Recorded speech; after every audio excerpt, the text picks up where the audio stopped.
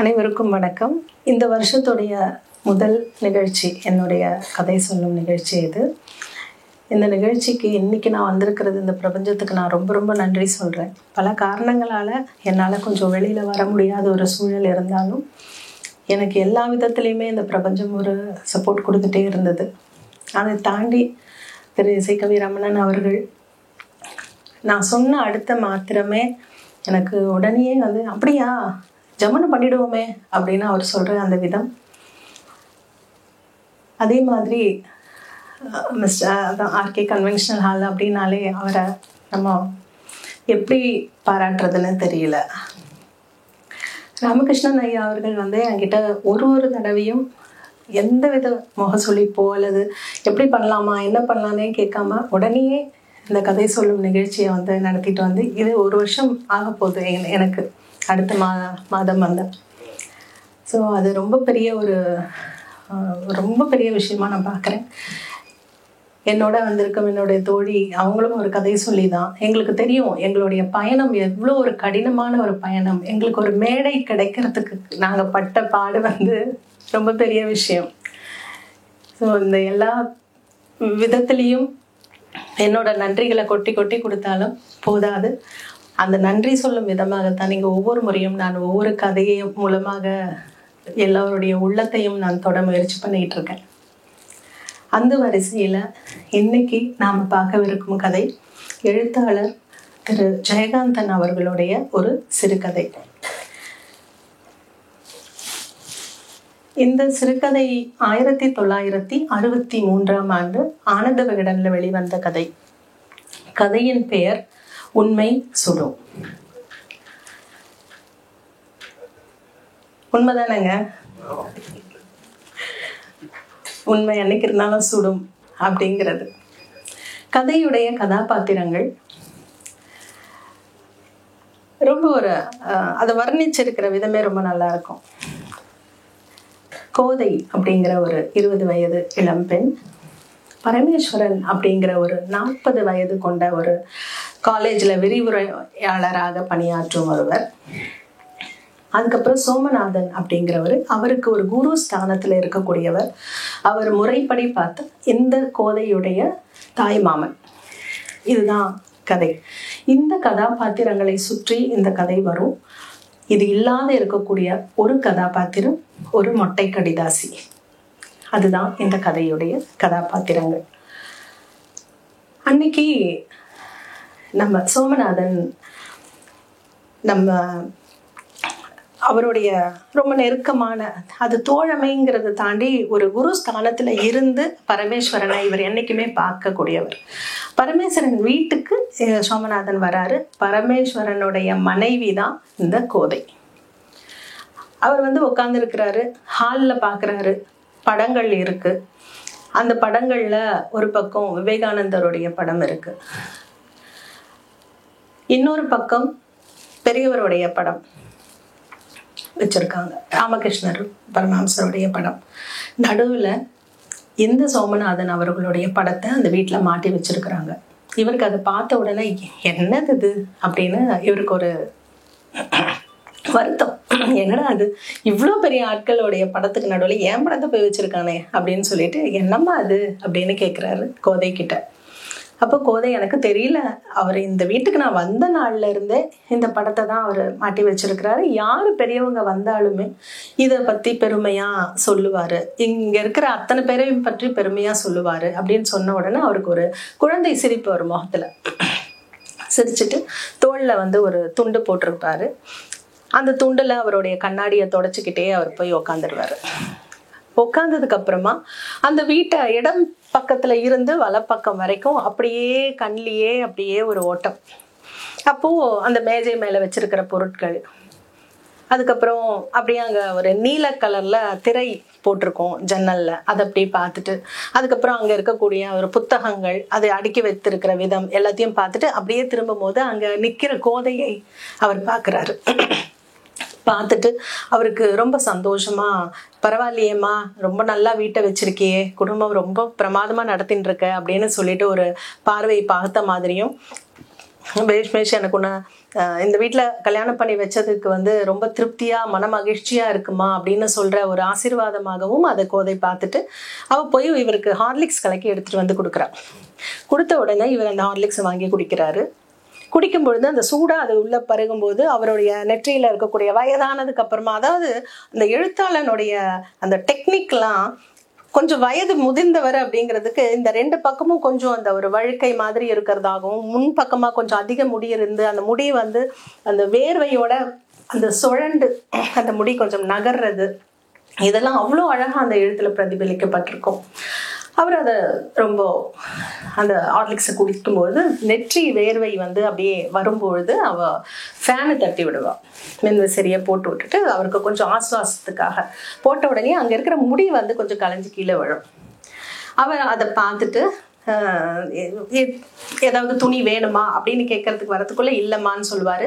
இவர் பழைய ஆல்பம் அங்க இருக்கும், அந்த நேரம் போறத தவிர்க்கிறதுக்காக அந்த ஆல்பத்தை எடுத்து வைப்பாரு. சொல்லுவாரு, காலேஜ்ல இருந்து வரதுக்கு என்னம்மா இவ்வளோ நேரம் ஆகுது, 5 மணிக்கு மேல, நான் இந்த தடவை இங்க வந்துட்டு அப்படியே உங்களை பார்த்துட்டு போலான்னு வந்தேன், 7 மணிக்கு எனக்கு திரும்ப ட்ரெயின் இருக்கு அப்படின்னு சொன்ன உடனே அவ வந்து இல்லை வழக்கமா வர நேரம் தான், வந்துடுவாரு அப்படின்னு சொல்லிட்டு அதுக்குள்ள வாசல்ல கேட்டு திறக்கிற சத்தம் கேட்கும். உடனே இவர் வந்து வந்த உடனே அவரை அணைச்சிக்கணும் அப்படிங்கிற ஒரு ஆர்வத்தில் எழுந்து நிற்கும் பொழுது அவ வெளியில ஓடி போயிட்டு திரும்ப உள்ள வரும்பொழுது அவர் இல்லை, போஸ்ட்மேன் தான், ஏதோ லெட்டரா என்னன்னு தெரியல, அப்புறம் அவர்கிட்ட கொடுக்க சொல்லி வந்திருக்கு அப்படின்னு முன்னாடியும் பின்னாடியும் பாப்பா. அதுல வேற ஒண்ணுமே இருக்காது, பரமேஸ்வரன்றது மட்டும்தான் இருக்கும் அந்த கடிதாசியில. அது கொண்டு போய் டேபிள் மேல வச்சுட்டு இன்னும் கொஞ்ச நேரம் இவர் அந்த ஆல்பத்தை திறந்து பார்த்துட்டு இருப்பாரு. அந்த ஆல்பத்துல பார்க்கும் பொழுதுதான் அவருக்கு அந்த பழைய நினைவுகள் எல்லாம் வரும். பரமேஸ்வரன் இந்த வேலை செய்யற கல்லூரியில 10 வருஷத்துக்கு முன்னாடி சோமநாதன் அந்த கல்லூரியில ஆங்கில ப்ரொஃபஸராகவும், இந்த பரமேஸ்வரன் அப்பதான் ஒரு விரிவுரையாளரா அந்த இடத்துல வந்து பணிக்கு வந்து உட்கார்ந்துருப்பாரு. அவர் தமிழ் அவரோட டிபார்ட்மெண்ட் தமிழ், இவரது வந்து ஆங்கிலம். ஆனாலும் 2 பேருக்குமே 2 மொழிகள்லயுமே புலமை அதிகம். 2 பேரும் நிறைய வந்து இந்த ஒருத்தரோட ஒருத்தர் அந்த சம்பாஷணை எல்லாம் ரொம்ப ஒரு கம்பீரமா அவங்களுக்குள்ள ஒரு பேச்சுவார்த்தை எல்லாம் நடந்துட்டு இருக்கும். ரொம்ப பிரமாதமா அவங்க 2 பேருக்குள்ள நிறைய விஷயங்கள் பரிமாற்றம் இதெல்லாம் இருக்கும். பரமேஸ்வரனுக்கு வந்து அவர் மேல ரொம்ப பெரிய மரியாதை பற்று எல்லாமே. குரு அப்படின்னா அவரு எதுவும் செய்யக்கூடிய அளவுக்கு ஒரு ஈர்ப்பு அவர் மேல, அதனால இவருக்கு ரொம்ப மரியாதை. ஆனா இதெல்லாம் தாண்டி கொஞ்சம் காலம் கழித்து அவரை திரும்பவும் சந்திக்கும் பொழுதுதான் என்ன நடக்கும்னா, ஒரு முதிர்ச்சி வந்து பரமேஸ்வரனுடைய உருவ தோற்றத்துல அவர் பார்த்துட்டு அவருக்கு கொஞ்சம் மனசு சங்கடம் ஆயிடும். அந்த 10 வருஷத்துக்கு முன்னாடி சில காலங்கள் கழித்து அவரை பார்க்கும் பொழுது அப்போ காது கிட்டெல்லாம் நிறைச்சு அந்த ஒரு 40 வயது திருமணம் ஆகாத ஒரு பிரம்மச்சாரியை பார்க்குற அந்த ஒரு உணர்வு அவருக்கு வருத்தத்தை கொடுக்கும். என்னப்பா இது, ஏன் இன்னும் இப்படியே இருக்க அப்படின்னாக்கா, அவருக்கு யாரும் இல்லை, பரமேஸ்வரனுக்கு குடும்பம் எல்லாம் யாரும் இல்லை, தனி மனிதன்றதுனால அவருக்கு எடுத்து பண்றதுக்கும் ஆள் இல்லை. அப்பதான் இவர் சொல்லுவாரு, சரி என்னுடைய தங்கை மகள், அவளும் திருமணம் வேணான்னு ரொம்ப நாளா இருக்கிறா, என்னோட ஊருக்கு வா, உனக்கு பிடிச்சிருந்ததுன்னா 2 பேரும் பேசி உனக்கு மனம் ஒத்து போச்சுன்னா நீ அவளை திருமணம் செய்து கொள்ளலாம் அப்படின்னு சொல்லிட்டு அவர்கிட்ட கேட்பாரு. அப்போ இவர் தயங்குவாரு, எனக்கு 40 வயசு ஆகுது, நீங்க சொல்ற பொண்ணுக்கு 20 வயசு ஆகுது, இது சரி வராது. அப்போ இவர் உலகத்தை பத்தி நீ யோசிக்கிற, புரியுது, எது உலகம் அப்படிங்கிற யோசனை உனக்கு தெளிவு வேண்டும். எது உலகம்?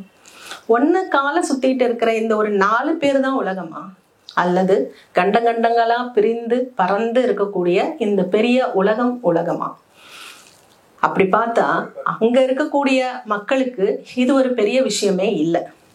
இன்னும் சொல்ல போனா இதை நியாயப்படுத்துறதுக்கு அவங்களுக்கு 1000 காரணங்கள் கூட இருக்கு. அப்படி இருக்கும் பொழுது நீ ஏன் இப்படியெல்லாம் யோசிக்கிற அப்படின்னு சொல்லி விளக்கி சொல்லி, அது மாத்திரம் இல்லாம ஒரு பிரம்மச்சரியத்தை பத்தி அவர் பேசும் பொழுது, இல்ல நான் வந்து விவேகானந்தர் வழிதான் போறேன் அப்படின்னு சொல்லும் பொழுது, நீ ஒரு நியாயமான காரணத்தை சொல்லு. நீ பிரம்மச்சரியத்தை எடுக்கிற அப்படின்னா அதுக்கு ஒரு நியாயமான காரணத்தை சொல்லு. நீ சொன்னீன்னா நிச்சயமா அது நான் ஏத்துக்கிறேன். எனக்கு எடுத்து செய்யறதுக்கு ஆள் இல்லை, வேற வழி இல்லாத நான் பிரம்மச்சரியத்துக்குள்ள போறேன் அப்படின்னா அது இன்று நீ பிரம்மச்சரியமா நீ அதை எடுத்தாலும் கூட நாளைக்கு அது பழி சொல்லுக்கு ஆளாகிடும். அது ஒரு பெரிய விஷயம்ப்பா, அது நீ பழி சொல்லுக்கு ஆளாக்கிடாத அப்படின்றத சொல்லும்போது இவருடைய வார்த்தைகள், இவருடைய இந்த போதனைகள், இது எல்லாமே எங்கேயோ ஒரு இடத்துல பரமேஸ்வரனுக்கு வந்து ஒரு ஒரு தெய்வ வாக்கா உள்ள போய் உட்காந்து அவரை குரு ஸ்தானத்தையும் தாண்டி அடுத்த நிலைக்கு அவரை கொண்டு போய் மனதளவுல இவர் வச்சிடுறாரு. வச்ச உடனே திருமணமும் நடக்குது. 2 வருடங்களுக்கு முன்னாடி அந்த திருமணம் நடந்தது. சொந்த தங்கையுடைய மகள் தான் இந்த கோதை. அதாவது நம்ம அவருடைய சொந்த தங்கை மகள். கல்யாணம் முடிஞ்சுட்டு இவங்க 2 பேரும் சந்தோஷமா இருக்கிறாங்க. இதுக்குள்ள கோதைக்கும் இந்த பரமேஸ்வரனுக்கும் ஒரு சின்ன ஒரு 2 பேருமே ஒருத்தர் வந்து ரொம்ப அந்யோன்யமா இருக்கக்கூடிய ஒரு சூழல்ல பேசும்போது கோதையும் வந்து இந்த விஷயத்த, அதாவது நான் ரொம்ப வயதில் மூத்தவன் அப்படின்னு சொல்லும் போது, அப்படிதான் நானும் நினைச்சேன். கல்யாணம் ஆகும் பொழுது 20 வயசு பெரியவரை போய் நம்ம கல்யாணம் பண்ணிக்கிறோமே, வயசானவராச்சே அப்படின்ற எண்ணம் எனக்குள்ள வந்தது. ஆனா அது உண்மை இல்லை. நான் உண்மையாவே சந்தோஷமா இருக்கேன். இன்னொரு விஷயம் என்ன கேட்டா, எல்லாருமே இவ்வளோ வயது வித்தியாசத்தோட கல்யாணம் பண்ணிக்கிறது ஒரு விதத்துல நல்லதுதான். ஏன்னா 1 வயது 2 வயது வித்தியாசத்துல கல்யாணம் பண்ணிக்கிட்டா நீ பெரியவனா நான் பெரியவனாங்கிற அந்த ஒரு போட்டி இருக்குமே. எனக்கு அந்த போட்டியே இல்லையே. எது சொன்னாலும் சரின்னு இருக்கக்கூடிய நிலையும், எனக்காக எல்லாத்தையும் விட்டு கொடுக்கும் நிலையுமே இவர்கிட்ட இருக்கே. அதனால நான் இதை ரொம்ப சந்தோஷமா இன்னைக்கு நிம்மதியா எல்லாருமே இப்படிப்பட்ட வாழ்க்கைக்குள்ள வாங்கன்னு சொல்ற அளவுக்கு என்னால பேச முடியுது அப்படின்னு சொல்லி அவர் ரொம்ப சந்தோஷமா சொல்லுவார். இது அவங்களுக்குள்ள ஒரு அந்யோன்யமாக இருக்கக்கூடிய ஒரு நாள்ல நடக்குது. அப்போ கோதை நினைத்து பார்க்கிறார். என்ன நினைச்சு பார்க்கறான்னா, அவங்க மாமா சொல்லும் போது அவர் என்ன சொல்றாரு அப்படின்னா, அதாவது திருமணம் அப்படிங்கிறது ஒரு பந்தம். அந்த பந்தத்துல எப்போ தனக்காக தான் வாழ்கிறேன்றதை தாண்டி ஒரு நிலை, அடுத்தவர்களுக்காக நாம் வாழலாம் அப்படின்ற ஒரு முடிவு ஒரு மனிதன் எடுக்கிறானோ, ஒரு ஆணோ ஒரு பெண்ணோ, அதுதான் திருமண பந்தம். அப்போ நீ இன்றிலிருந்து மற்றவர்களுக்காக நீ வாழ போகிறாய் அப்படிங்கிறது, அதுதான் ஒரு மனிதனுடைய ஒரு சைக்கிள் வந்து கம்ப்ளீட் ஆகிற ஒரு பாயிண்ட் அப்படிங்கிறத அவர் விளக்கி சொன்னது இவளுக்கு ஞாபகம் வரும். அப்போ நான் எல்லாத்தையுமே அவரை முன் வச்சுதானே நான் ஒரு செயலும் செய்யறேன். அப்போ எனக்கு இது சந்தோஷத்தை தானே கொடுக்குது. அப்போ இதுதான் ஒருவேளை மாமா சொன்ன விஷயம் போல இருக்கு அப்படிங்கறத அவ உள்வாங்கி புரிஞ்சுக்கிறா. இப்படிதான் அவளுடைய திருமண வாழ்க்கை நடந்துட்டு வந்துட்டு இருக்கு. இந்த நிலை இப்படி இருக்கும் பட்சத்துல அந்த கடிதாசி வந்திருக்கு. இதெல்லாத்தையும் இவர் அந்த ஆல்பம் பார்த்து மனசுல ஓட்டி பாக்குறாரு. மனசுல ஓட்டி பார்த்துட்டு இப்படியே அந்த ஆல்பம் பார்த்துட்டே இருந்துட்டு திடீர்னு வந்து சோமநாதன் தலை நிமிர்ந்து பார்க்கும்போது 2 கையும் கும்பிட்ட மாதிரி பரமேஸ்வரன் எதிர்க்க நின்றுட்டு, வாங்க வாங்க எப்போ வந்தீங்க அப்படின்னு சொல்லி ரொம்ப ஆனந்தத்தோட கை எடுத்து கும்பிடுறாரு. அப்போ சொல்றாங்க, இல்லப்பா நான் வந்துட்டேன், நான் இப்போ ட்ரெயினுக்கு வேற கிளம்பணும், ரொம்ப லேட்டும் ஆயிடுச்சு அப்படின்னா. என்னது இப்பதான் வந்தீங்க, இதுக்குள்ள நீங்க சீக்கிரம் கிளம்பணுமா? வேண்டாம் வேண்டாம் இருங்க அப்படின்னு சொல்லும் போது, இல்ல நான் போய் தான் ஆகணும், அடுத்த முறை வரும்போது நான் தங்குறேன்னு சொல்லும் போது அதுக்குள்ளே இவ ஹார்லிக்ஸோட வந்து நிக்கிறா. முகம்லாம் அலம்பிட்டு நெற்றி நிறைய திருநீர் இட்டுட்டு வந்து நிக்கிறாரு. அப்போ அங்க இருந்த லெட்டர் வந்து இது உங்களுக்கு வந்ததுன்னு அவ கொடுக்குறா. அந்த கூடத்துல சோஃபால எதிர்க்க சோமநாதன் உட்காந்துருக்கிறாரு, எதிர் சோஃபால பரமேஸ்வரன் உட்காந்துருக்கிறாரு. கோதை வந்து அங்க இருக்கக்கூடிய ஒரு வாசல், ஒரு ரூமோட வாசல்ல சாஞ்சி தேவதை போல அவ சாஞ்சி நின்றுட்டு இருக்கா. இந்த லெட்டரை கிழிச்சிட்டு முன்னாடியே அவர் பார்க்க இவர் பிரிச்சு படிக்க ஆரம்பிக்கிறார். அந்த கடிதாசியில் இருக்கக்கூடிய விஷயம் என்ன அப்படின்னா, நீ உன்னையே ஏமாற்றி கொண்டிருக்கிறாய். இது மொட்டை கடிதாசி அப்படின்னு சொல்லி கிழிச்சு போடுறதும் அப்படின்னு நீ நினைச்சினா, பல நேரங்கள்ல மொட்டை கடிதாசிகளும் உண்மையை பேசும். இந்த உணர்வும் உனக்கு இருக்கணும் அப்படின்னும், அதுக்கப்புறமா கொஞ்சம் கொஞ்சமா அந்த மொட்டை கடிதாசியுடைய அந்த பலம் அதிகரிக்க அதிகரிக்க இவனுக்கு ஒரே படபடப்பு வருது. ஃபேன் ஓடுது, ஹார்லிக்ஸ் குடிச்சு முடிச்சாச்சு, முகமெல்லாம் தொடச்சாச்சு, இருந்தாலும் அவனுக்கு வேர்க்க ஆரம்பிக்குது. அந்த கடிதாசி அடுத்து படிக்கும் பொழுது, நீ உன் மனைவி அப்படின்னு நினைச்சிட்டு கோதை அப்படிங்கிற ஒரு பெண்ணை வந்து உனக்கு சோமநாதன்ற ஒரு பெரிய மனுஷன் திருமணம் செய்து கொடுத்திருக்கிறான். ஆனால் அவளுடைய பழைய வாழ்க்கையை பற்றி உனக்கு ஏதாவது தெரியுமா? இப்போ தெரிஞ்சுக்கோ. அவ ஏற்கனவே ஒருவனால் ஏமாற்றப்பட்டு அவ வந்து கர்ப்பம் தரித்து இன்று அது யாருடைய நல்ல காலமோ அது குறை பிரசவமாக ஆகி அவ வாழ்க்கையில தவறின ஒரு பெண், அவளை வந்து உனக்கு ஏமாற்றி திருமணம் செய்து வைத்திருக்கிறார்கள். இந்த செயலை செய்தது நீ குரு என்று பூஜித்து வரும் இந்த சோமநாதன் தான் அப்படின்னு சொல்லி அந்த கடிதாசில இருக்கும். இதை படிச்ச உடனே வந்து என்ன பண்றதுன்னு தெரியாம அப்படியே குப்புன்னு வேர்க்கும் படபடக்கும், கை காலெல்லாம் நடுக்கம் எடுக்கும். இவனுக்கு அந்த லெட்டர் வந்து இப்படி ஆடும். இதை பார்த்துக்கிட்டே இருக்கிறாரு எதிர்க்க இருக்கக்கூடிய சோமநாதன். என்னப்பா ஏதாவது முக்கியமான செய்தியா அப்படின்னு கேட்கிறாரு. அவர் கண்ணை இவனால பார்க்க முடியாது. அதுக்குள்ள இவனுடைய படபடப்பும் நெற்றியில வேர்த்ததையும் பார்த்துட்டு கோதை அங்கிருந்து வந்து, என்னாச்சு, தலைவலிக்குதா, ஏன் திடீர்னு, நல்லா தானே இருந்தீங்க அப்படின்னு கிட்ட வந்து தலையில கை வச்சு பார்க்கறான். பார்க்கும்பொழுது அவளை ஏறெடுத்து பார்க்கக்கூடிய பரமேஸ்வரனுடைய கண்கள் அப்படியே தீக்குழம்பா செவந்திருக்கு. அப்போ என்னது இது, கண்ணெல்லாம் இப்படி செவந்திருக்கே அப்படின்னு சொல்லி அவளுக்கு தவிக்கிறா. அப்போ இவ்வளோ தவிப்பையும் உட்காந்து ஒருத்தர் நோட் பண்ணிட்டு இருக்கிறத இவர் பரமேஸ்வரன் பார்க்கறான்.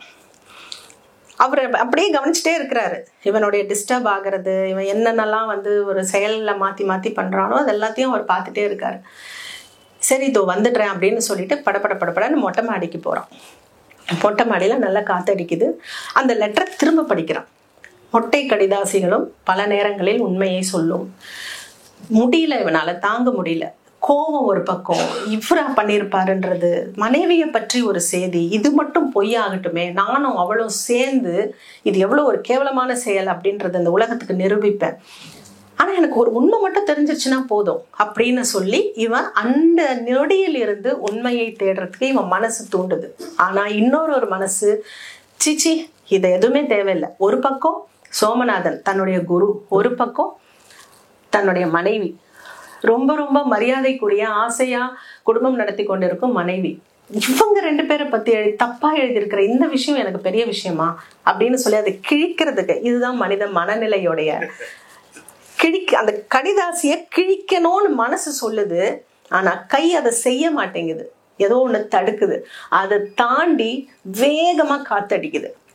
காத்தடிக்கும் போது ஒரு பக்கம் விட்டுடணும்ன்றது மனசு சொல்லுது, ஆனா கை விட மாட்டேங்குது. இறுக பிடிச்சதுனால ஒரு பக்கம் மட்டும் கிழிஞ்சிருச்சு இந்த கடிதாசி.